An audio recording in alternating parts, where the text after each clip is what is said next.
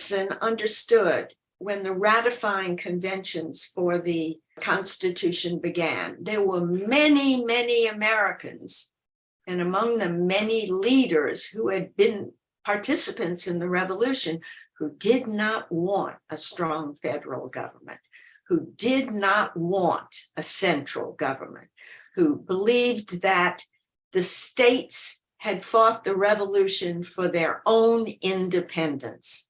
And that's what the Articles of Confederation confirmed. And here was some convention trying to produce a new constitution that centralized a lot of things, that centralized control of trade, that centralized currency, and that would include taxation to support that government. And so when the ratifying conventions were held, many of them had more anti-federalists, that is, against the creation of the federal government, than pro-federalists, or I call them nationalists, because that's really what they were.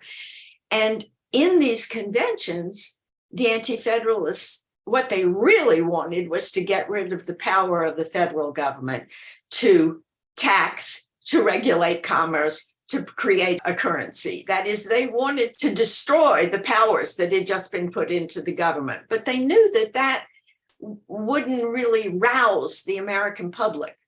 Instead, in the conventions, they gave speeches about how because there was no Bill of Rights, no Declaration of the Rights of the People, this proved that the federal government was going to be tyrannical. And this proved that the nationalists were out to create tyranny. And that was a very effective argument. It was not true, but it was what today we would call a scare tactic. Be careful, this government is designed to create a tyranny, to oppress you. And it was pretty effective. And that's when Madison thought it was an error not to have a Declaration of Rights. They called it a Declaration of Rights until later it was called the Bill of Rights. The Federalists squeaked through. They got the Constitution ratified. But the anti-Federalist sentiment was still very strong. Men like Patrick Henry, Samuel Adams, Elbridge Gerry, some of these anti-Federalists, by the way, ran for the first federal Congress.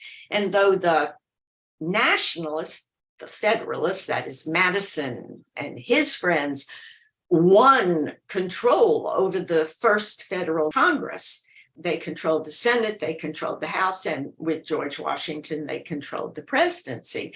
There were still anti-federal voices, and the general population was still pretty suspicious of this new government. And students have to remember, we think of the federal government as, you know, there it is. It's always been there. It's always going to be there. Although, given recent politics, maybe they're a little more nervous about it. But in 1789, when the first federal Congress met, people didn't know if it was going to last a year, 2 years, 5 years. Ben Franklin, who was the most optimistic guy in town, had said at the end of the Constitutional Convention, if this lasts 10 years, this Constitution, we will have done our duty. So there was a lot of anxiety. And Madison decided he had a way to deal with the anti-federalists. That is, he had a way to separate these anti-federalist leaders in government from their base, that is the general American population that were being told they should be really anxious about this federal government. So he figured out that if the federal government passed a Bill of Rights, that would calm the populace, and he could control. Madison was very strategic. He was really smart about these kinds of things. He could control what would be in the Bill of Rights.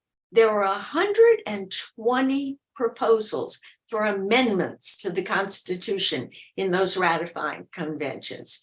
The most dangerous ones were the ones that said the federal government shouldn't control trade, the federal government shouldn't have the power to tax, the federal government shouldn't have a national currency. Those were the ones that would be the most dangerous. Madison, when he proposed 36 amendments to the Constitution that would be a Bill of Rights, didn't include any of the dangerous ones.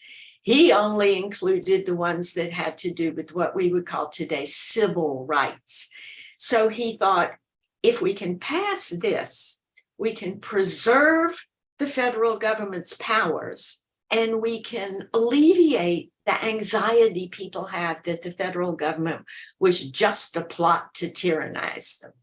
And he thought everybody in the House of Representatives would say, sure, let's do it. The Federalists in the House of Representatives, he thought, there's not going to be any problem doing this. Madison was often right. In this case, he was really wrong, because the men in the House, many of them had been in the Constitutional Convention, they were simply annoyed by Madison. What are you proposing this nonsense? We already talked about this. We don't need to do that. We have important things we're doing. We have to create the judiciary. We have to decide where the capital's going to be. We have so many important things on our agenda. Why are you bothering us with this? Madison was stunned. But one thing you can say for little Jemmy Madison, he is a very small man, and they called him Little Jemmy. And also, he was a terrible writer. These 36 proposals were filled with legalese and lots of colons and lots of semicolons, and they went on and on and on and on. They were not really ready for prime time. He persisted. One thing about him, he was persistent, and every month, June, July, he would re-propose this Bill of Rights. And finally, he really sort of wore the Federalists down. And they said, in effect, he's not going to leave us alone till we do this, so let's hear what he has to say. The House took his 36 proposals and condensed them, wrote them in clearer English, and adopted them. There were 12 of them. He had 36 because he had separated out freedom of religion, freedom of the press, and they condensed that into one amendment, which was in fact the third amendment in the original format. They sent it up to the Senate.